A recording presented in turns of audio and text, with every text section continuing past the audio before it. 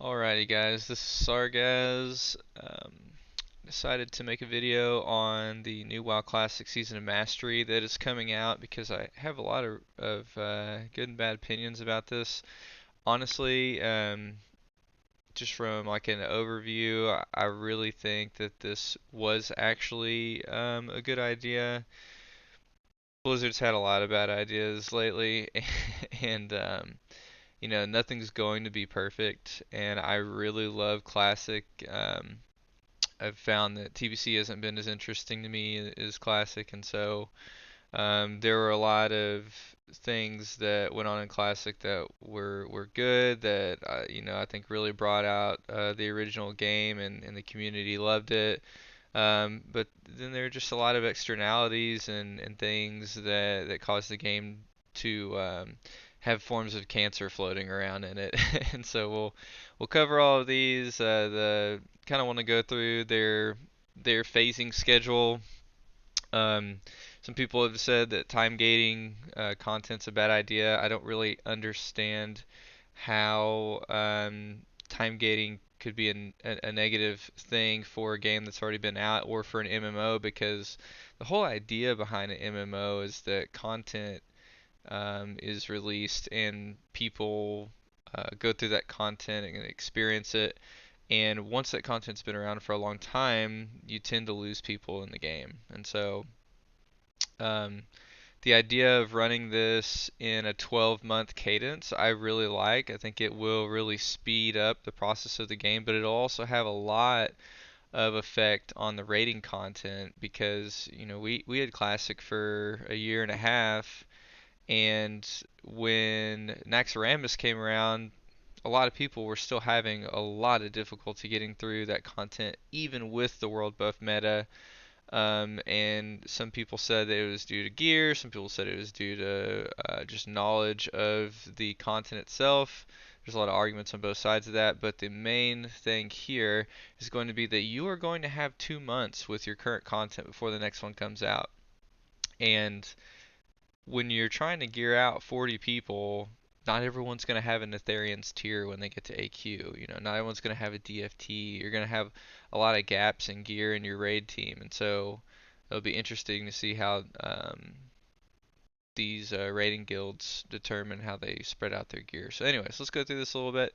So, phase one, we've got Molten Core, Nixia, Mardon, and the PvP system with Battlegrounds. So, this is obviously different than the way they did it originally. Although you could world PvP, you were not awarded honor originally, and Battlegrounds were not in the beginning phase. Um, if I remember correctly, Mardon wasn't released in the very beginning. I could be wrong about that. I think I am wrong about that. But what this caused was no one really cared to PvP. There was no listed reward for doing so. If they did it, it was just because they wanted to kill someone in the open world, and they had no other way to do it because Battlegrounds weren't in the game.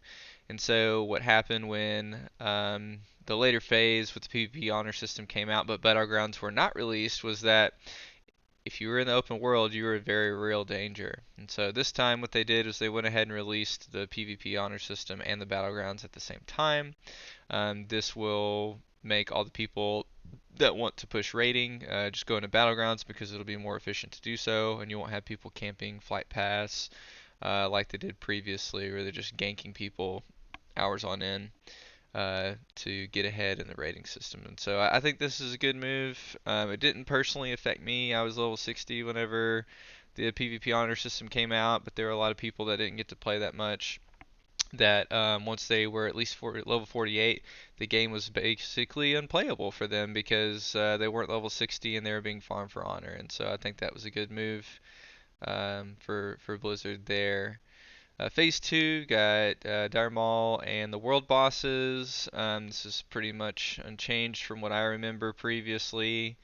Um, Dire Maul brought in more world buffs for us to obtain, and also a lot of content that helps certain classes with their gold farming. I was a warlock, so I did a lot of farming Dire Maul East to get the rich thorium veins. That was pretty much my primary source of income in the game for the first three phases, and so um, that's going to be pretty much unchanged from what I remember previously.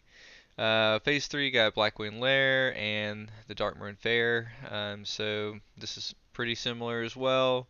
Blackwing Lair was a big, I would say, in my opinion, at least for my server, Phase 3 was the peak of the game. And so I really enjoyed this portion of the game as well. Phase 4, Soul Grub and the Green Dragons, releasing to be able to get that nature resistance gear prior to Encourage coming out. This is unchanged and was a really good content release as well. And then AQ in Phase 5 and Naxxramas in Phase 6, also unchanged with both of their associative events with them. You got to remember that this time around, when we're getting to AQ, we will not have had Classic for over a year like we did previously. We'll have only had it for, I mean, if these are to happen every 2 months, that's looking at a 9 to 10 months. Not really sure. I guess this is ground zero, right? So this is 0 to 2. This is 2 to 4. This is 4 to 6.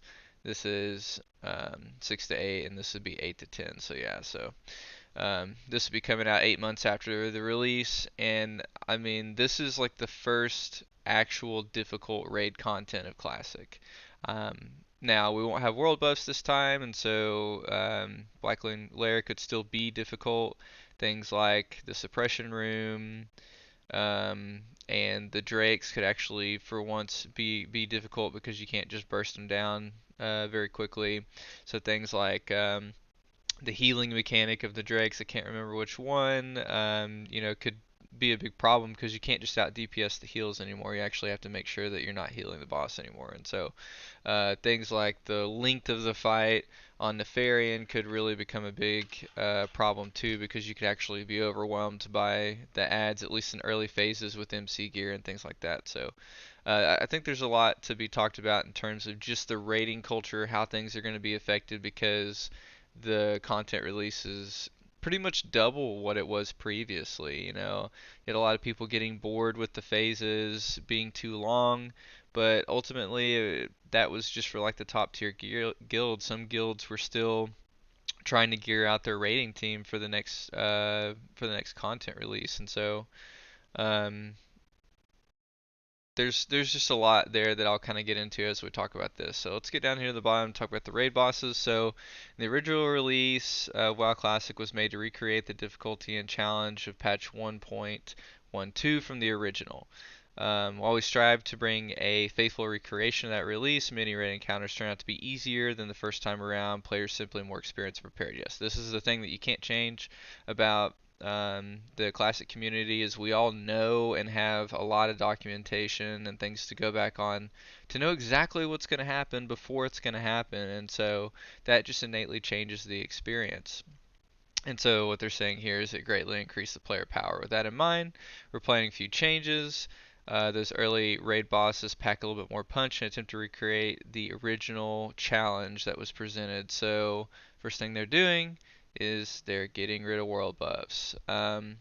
This is going to be very controversial for the player base, because there's really a lot of different ways to look at this. There's people want world buffs because they want that high octane player base. They want to play the game at its peak, but it's really not really intended the way that it was created. That's going back to the player knowledge base, right? Then there's the group that don't want world buffs at all because they want to be a true classic experience. And while world buffs were in the game previously, they weren't used the way that they were, and so what they would like is that just these world buffs simply they don't work in a raid.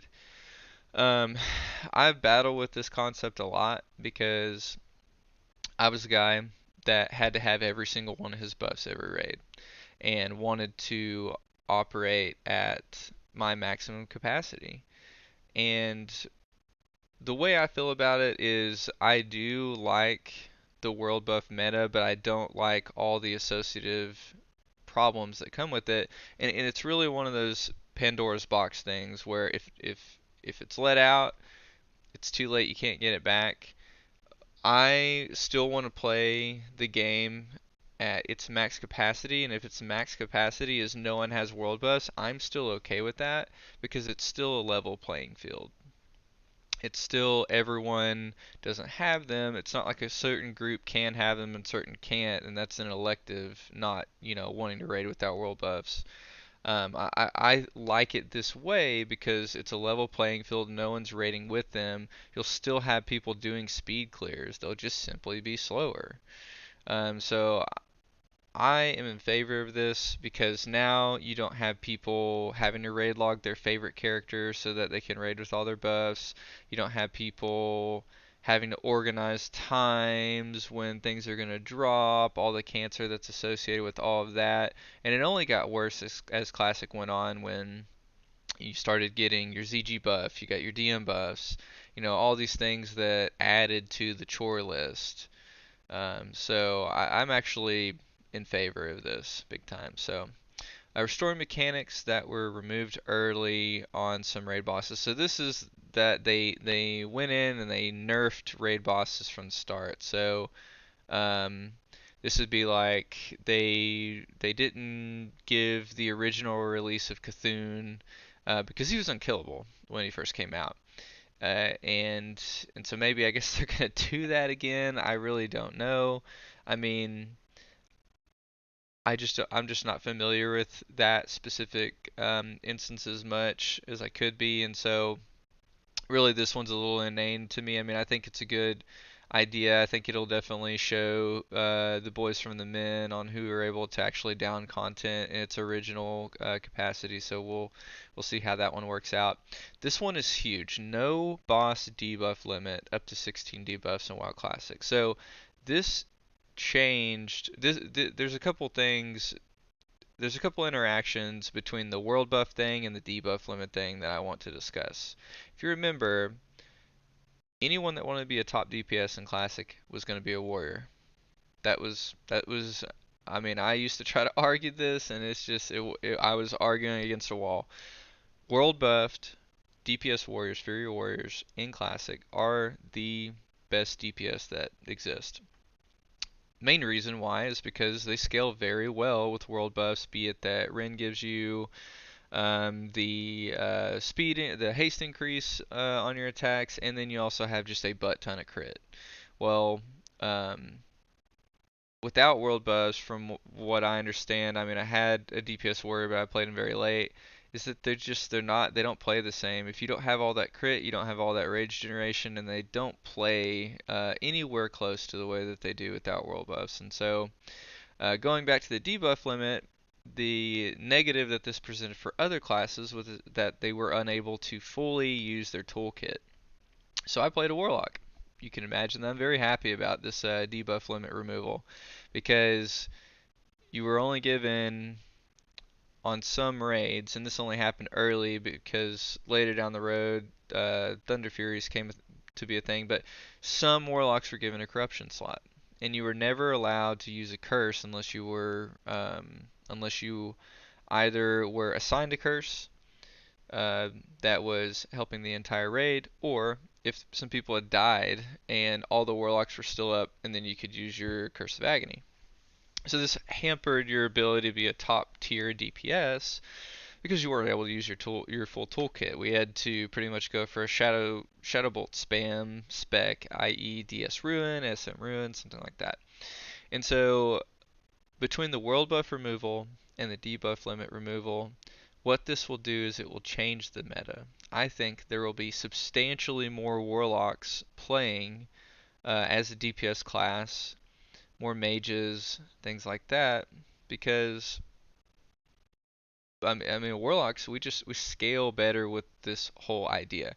I mean, dots don't crit, and world buffs. I mean, they remove a lot of things, but one of the things they do is they take away a lot of your crit. I mean, I want to say most of the time I was running over 30% crit when I was fully world buffed, but without, I was probably closer to 11, 12, 13%, something like that. And so, uh, that's just a spell power argument. The thing that was always a big benefit for casters is that the flask that we had was an actual DPS increase. The flask that the melee used was just a health increase, and so it was a wipe protection. And so I really think that this is going to change big time the raid composition. You won't have 20 warriors in there pumping. Um, this won't bring some of the meme specs out necessarily, but it'll at least open up a couple of the trees for some of the classes out there. And I think this honestly affects Warrior and Warlock the most. Someone can comment and tell me if they think there's another class that will be affected as large. I mean, Hunters, I don't see this affecting as much. Mages, maybe a little bit. But yeah, so there's a big interaction there that I think is worth noting, and it'd be really interesting to see. So on the next one, so increase health on bosses to offset player buffs and remove debuff limit. So this one, I mean, I don't know what they mean by offset player buffs because we're not going to actually have them. You can say offset player knowledge, sure. The debuff limit will matter because certain classes will be able to do more damage if they're not having to worry about a debuff limit. We'll be able to put all sorts of debuffs on the boss.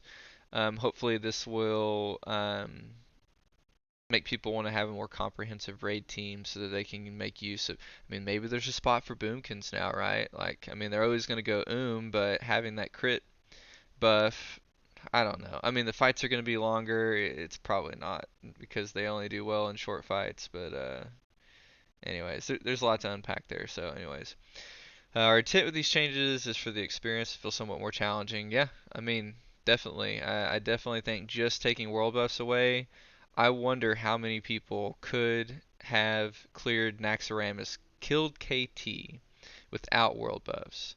I can tell you right now, my guild never did it.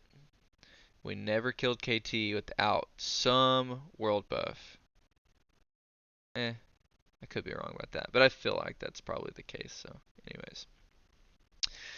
Due to the Season Masteries content release cadence, we're planning several improvements and changes. These include faster leveling. Okay, so here's a big one here, guys. So they say that we're planning on increasing experience gain. That we were first in the first iteration of WoW Classic. Our current plan is to set the 1 to 60 XP rates to what we're currently getting in Burning Crusade if you level to 1 to 60.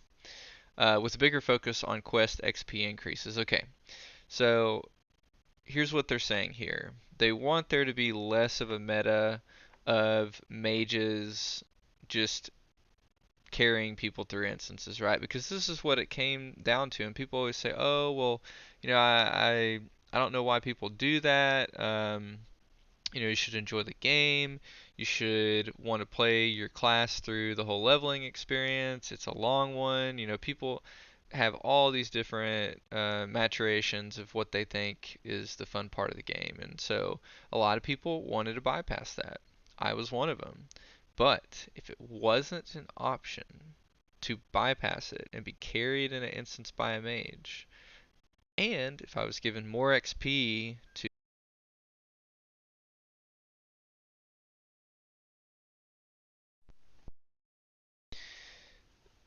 if I was given more XP to complete quests, then the incentive's there. I mean, if it really was so much faster and it wasn't so long, I think more people would be questing in the world, and that is what keeps the game alive, is seeing people in the world. The reason why I don't like TBC is because I don't see anyone in the world. I don't see anyone in the world. It feels dead, and of course a lot of this is because a lot of the alliance are gone on my server and yada yada. So this is a big part of the MMO, and I think this is a good move.